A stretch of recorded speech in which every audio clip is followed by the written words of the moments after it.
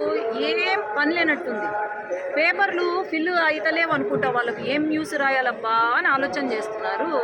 ఎంపీలు పనిచేసే ఎంపీల పైన, ఎమ్మెల్యేల పైన వీళ్ళు పేపర్ మొత్తం ఇంతింత పెద్ద ఆర్టికల్స్ రాసి టైం వేస్ట్ చేసుకుంటున్నారు. ఏమని రాస్తున్నారు? అది హెడ్లైన్ ఏంది? చెల్లని ఎంపీ అంట. నేను దేనికి చెల్లని ఎంపీ అంటే, సాక్షి పేపర్ వాళ్లకు చెల్లని ఎంపీ, వైసీపీ వాళ్లకు చెల్లని ఎంపీ, అవినీతి నాయకులను ప్రశ్నిస్తే చెల్లని ఎంపీ. ఎందుకు చెల్లని ఎంపీ అవుతానయ్యా? నేను 24 గంటలు ప్రజా సమస్యలు తీరుస్తున్నాను, సమస్యలు వింటున్నాను కాబట్టి ఈరోజు నేను చెల్లని ఎంపీ అయిపోయినానండి. ఏమన్నా చల్లని ఎంపీ అయి ఉంటుంది, వాళ్ళు మిస్టేక్గా చెల్లని ఎంపీ అని రాసినట్టున్నారు.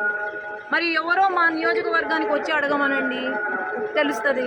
చెప్పమనండి ఎక్కడ ఎవరు మా ఎమ్మెల్యేలు అందరూ బంగారుగా ఉన్నారు, బంగారు ఎమ్మెల్యేలు మా నియోజకవర్గంలో. మరి ఎక్కడా కూడా మాకు ఎటువంటి సమస్యలు లేవు. వీళ్ళు ఎందుకు ఇట్లా సృష్టిస్తున్నారు? నిజంగానే అదే సమస్య అయితే ఎంపీలకు పర్మిషన్లు అవసరం లేదు నాయన.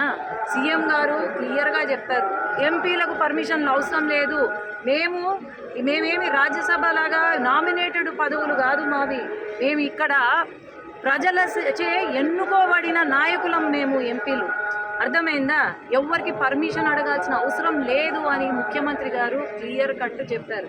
అసలు మీ ఎంపీలను చూసుకోండి ఫస్ట్. నిన్న ఏదో తిరుపతి ఎంపీ పాపము ఆడ రోడ్డు పైన పడి దొల్లుతున్నాడు.